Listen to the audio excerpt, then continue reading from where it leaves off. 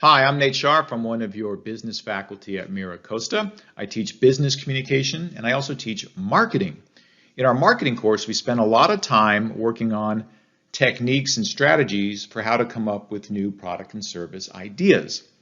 Prior to teaching, I worked as a product manager in various other marketing roles for companies in San Diego, and one of my responsibilities was to have a process in place for spotting opportunities in the marketplace for new product or service ideas. And that's what I want to talk about today. As entrepreneurial students, you are also opportunists, just like marketers, in looking for ways to spot these opportunities and to build a business around an unmet need in the marketplace. One of the tools that businesses are using currently is evaluating the customer journey as the customer begins thinking about a product all the way through to interfacing with your brand and your website and maybe your retail store to purchase and even post-purchase interactions.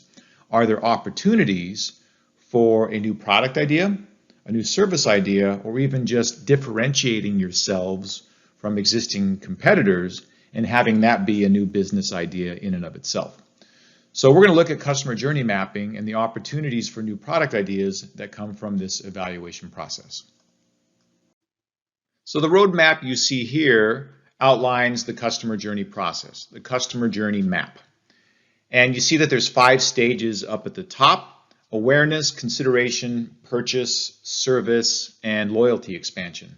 There's many different versions of the customer journey mapping, but the idea is the customer is moving through specific stages. First, they're becoming aware that they even have a need, and then they're actually doing some cognitive decision-making evaluation process in the consideration phase. Then they move to actually purchasing. How are they going to purchase it? Where are they going to purchase it at? And then there's the service, post-purchase service that comes along after you've bought the product and interacting with the brand and getting support. And then there's loyalty expansion.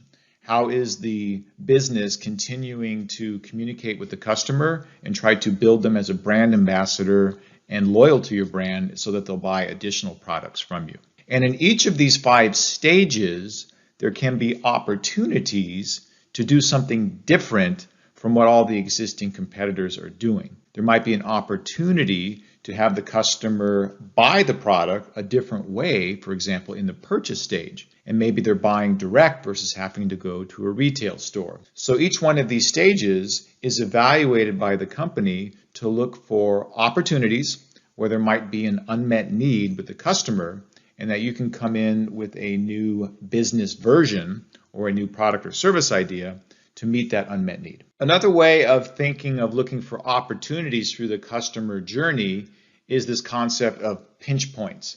Pinch points are where the customer is experiencing friction or dissatisfaction or frustration with the customer journey process. They're at a stage, maybe it's awareness, maybe it's consideration, where they're actually running into some challenges with considering buying your product or service. Now we look at Carvana. Here's a relatively new way of buying cars, right? Ordering it online directly and it's delivered directly to you, with the traditional model by comparison being going to a car dealership and getting the car that way. So let's look at the Carvana model and see where there might be pinch points, and then those pinch points can be opportunities.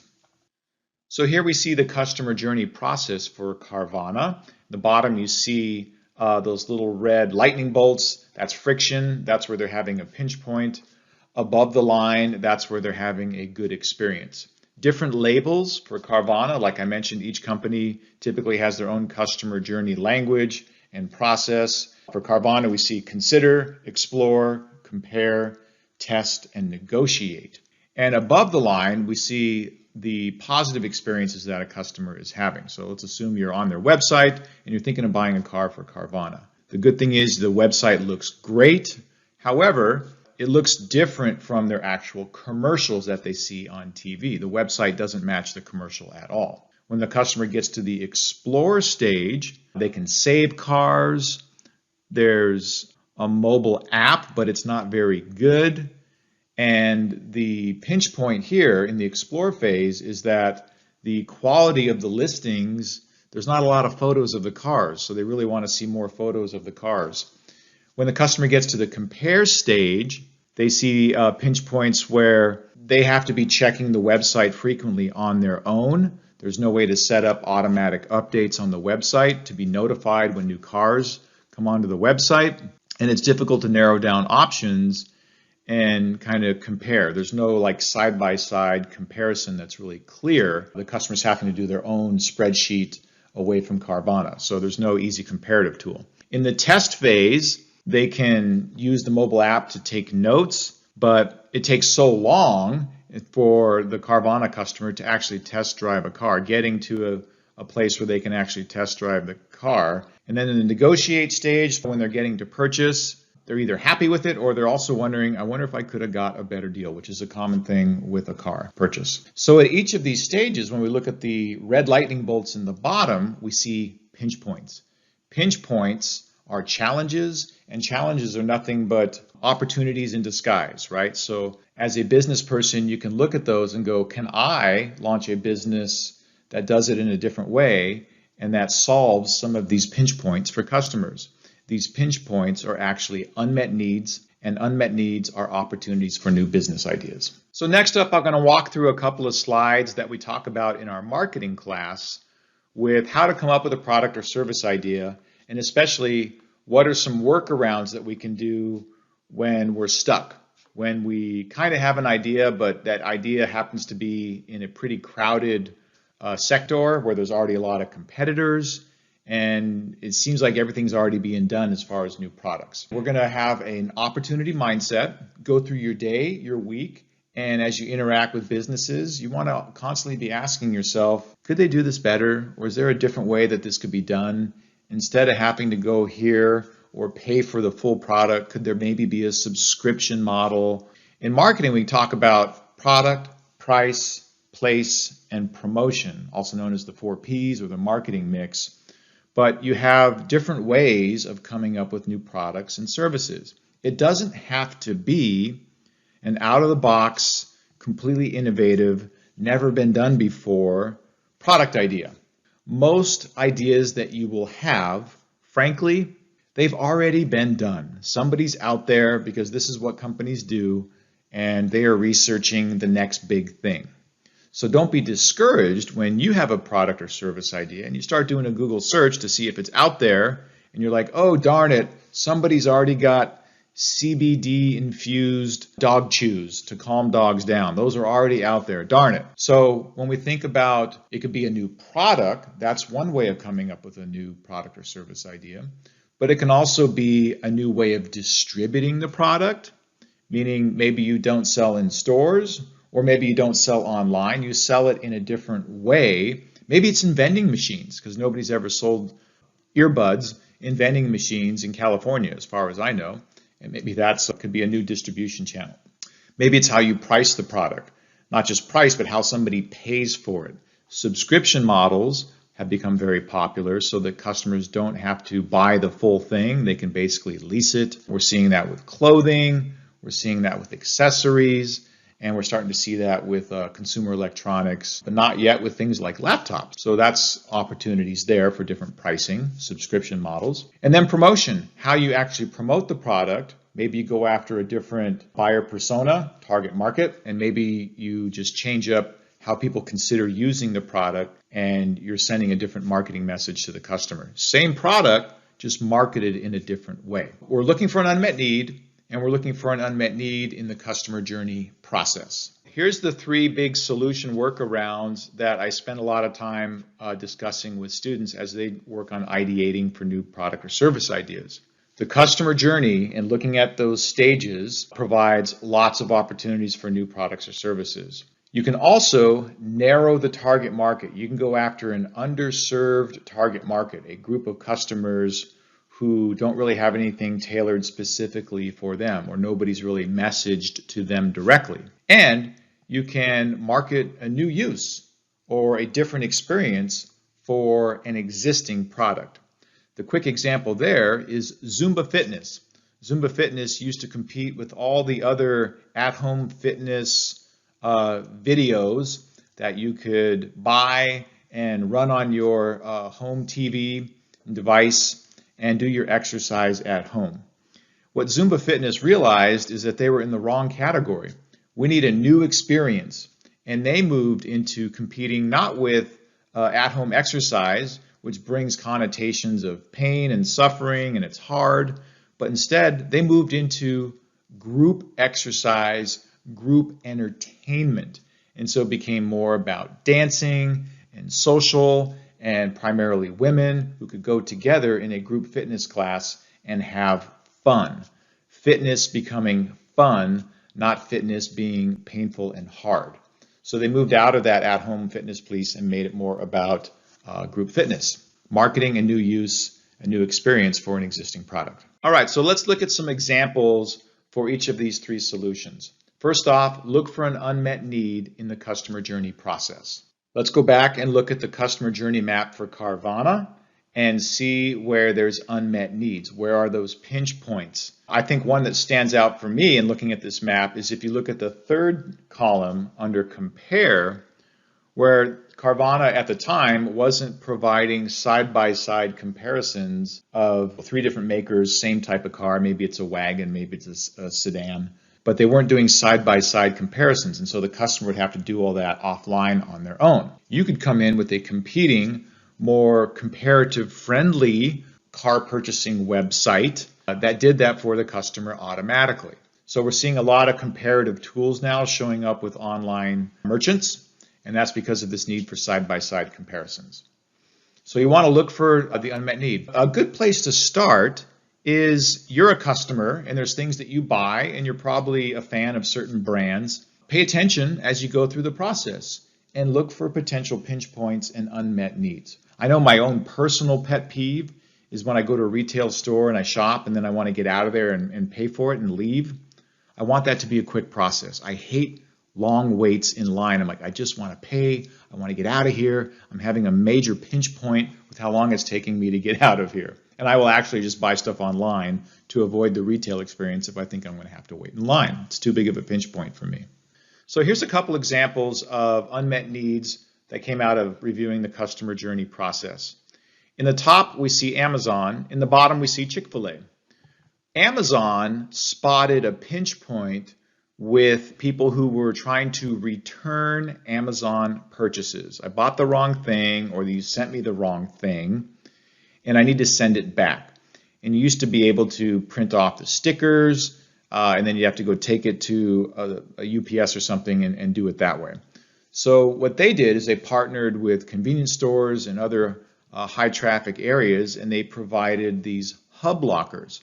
Lockers where you could, if you're in a rural area, have the product sent to that locker so you could get it, or you could also return your package directly there and avoid some of those shipping expenses by returning the product.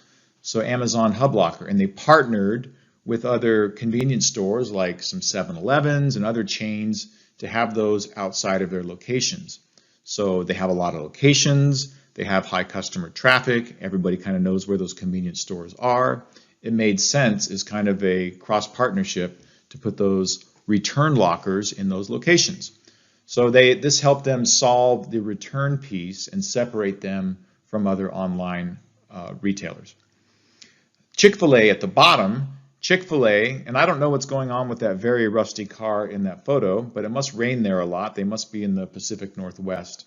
But Chick-fil-A in the fast food industry is known for service. They greet you, they're friendly, they put a lot of time and effort into the service piece, and they're out there greeting you and helping you speed up the order. Yes, there's others like In-N-Out that also have the tablets and do that piece, but Chick-fil-A really wants to personalize and greet you and try to have a human interaction as part of their purchase. So they like to differentiate in the fast food sector with service. Seeing an unmet need there where oftentimes it's just a very kind of cold, rushed, rude transaction of getting your food. All right, so there you saw a couple of examples where companies found some pinch points in the customer journey process and they added some new services or points of differentiation to address those pinch points. The second area where you can come up with new product and service ideas is narrowing your target market. Oftentimes I'll have students write a marketing plan where one of the first things they do is they define who's their target market and who are their competitors. And in the target market, they'll say, anybody is my customer. And you really want to focus in both demographically, age, income, gender, ethnicity, education levels, specific boxes that we can put a customer in, as well as psychographics, which is attitudes, interests, opinions, like somebody can be outdoorsy, that's a psychographic description. And oftentimes there's certain target markets that aren't being addressed, and there can be an opportunity to meet that specific target market. We've seen this a lot lately with, say, plus-size women and the anti-body shaming movement, where it's okay to be whatever body type you are, and products and services celebrating those body types and having products and services to meet the needs of those body types. So you can narrow the target market. Let's look at some examples. So narrowing the target is a good product idea strategy when there's already a lot of competitors and your product idea, there's not a lot of innovation, there's not a lot of ways to do a new product, and so narrowing the target is a way to go. And the example I'm going to show here is a wine company, Barefoot Wine and Bubbly. There's lots of wine companies, thousands probably, and lots of different brands of wine. Barefoot Wine and Bubbly was the first one to specifically address the LGBTQIA community.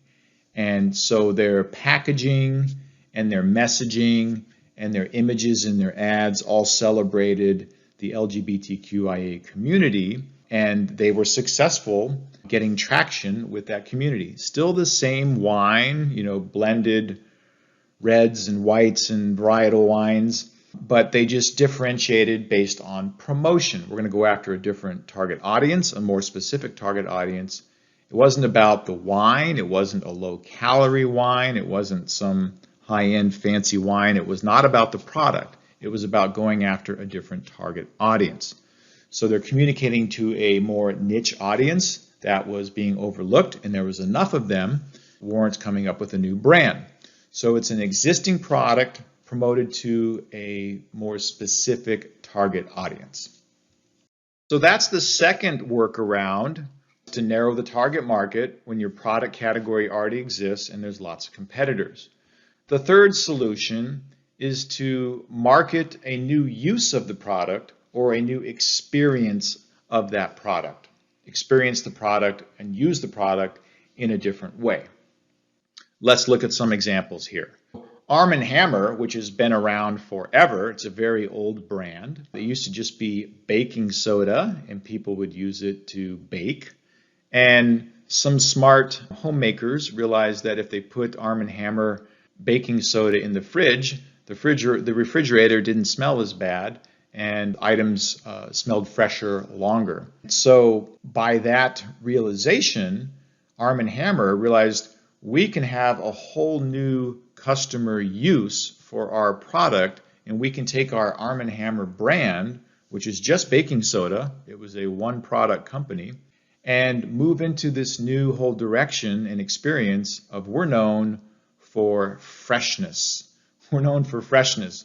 Baking soda becomes a brand for clean and fresh products. And natural, because you're using baking soda, it's not a bunch of chemicals. Arm & Hammer built an entire new brand, and they have everything now from cleaning products to deodorants and just a host of freshness products that are built around the Arm & Hammer brand, focusing on having the customer have a different use experience for the product. Here's another example of having a new product use or experience. Coffee is known as the liquid of achievers. It's a get up and go stimulant.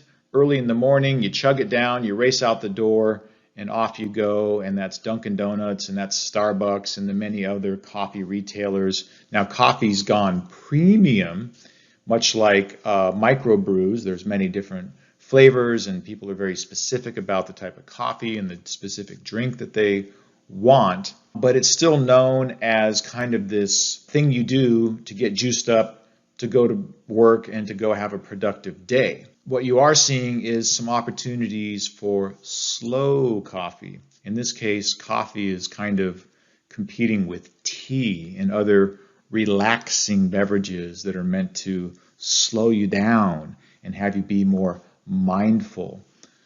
The customer is having a different use experience with coffee. Instead of a stimulating breakfast routine, it becomes a reflective mindfulness practice. And so slow coffee is a new product opportunity. It's just changing the brand message of the product. It would probably have less caffeine in it, we would imagine, but it would, really it's the same product. It's just marketed in a different way. You could be a retailer, a coffee retailer, that is all about a slow go, chilled out experience, and that's your retail experience when people come there for coffee. It's meant to be a slow, languish, hang out, read a book, take your time experience. Focus on a new product experience. And I like to include this just as an example for the surfers out there. Surf wax, which is kind of a commodity. There's Sticky Bumps and there's Dr. Zoggs. Those are like two big brands, but it's all about the functionality of the wax, right? Like, is it gonna keep my feet on the board? Does it smell nice, right? Those are kind of the two main considerations with surf wax. So when I was getting my master's degree and doing my capstone project of submitting a business idea, my idea was for a new brand of surf wax. It wasn't about the performance of the wax. It wasn't about the stickiness of the wax. It was about the experience of going down early and waxing the board and hearing the kind of rhythmic sound of the wax scraping across the board while you're checking out the lineup in the surf. And my product idea was called Soul Biscuit. It was a surf wax, and it had a different shape to it, kind of like if you think fortune cookie with a message in it, but you open up the wax, and then there's some type of groovy message in that wax, like share the waves, or very mindful, meditative quotes from self-help gurus that would be either stamped on the wax or as part of the packaging itself. A new product user experience. So it's still surfboard wax, but it's got a different use, a different take on it. It goes from being this performance-oriented kind of rush step to get out there to a reflective, mindful practice, and also some coolness of the actual packaging itself. So to sum that up, it doesn't have to be the pressure of coming up with a totally new, innovative idea that nobody's thought of before. I would say every year between my marketing classes, I maybe get somewhere between 2 to 5 where students actually have like, wow, that's a new product idea that nobody's ever actually thought before. Most of them are existing product ideas, and many of the students struggle because they feel like, it's no good because it's already been done. It's okay if the product idea is already out there. You just have to have a twist, promoted differently. Is it priced differently? Is it distributed in a different way? All of those are acceptable. It doesn't have to be just a whole unique product idea. So hopefully these different workaround solutions are of help to you. I appreciate you listening, and good luck with your ideation.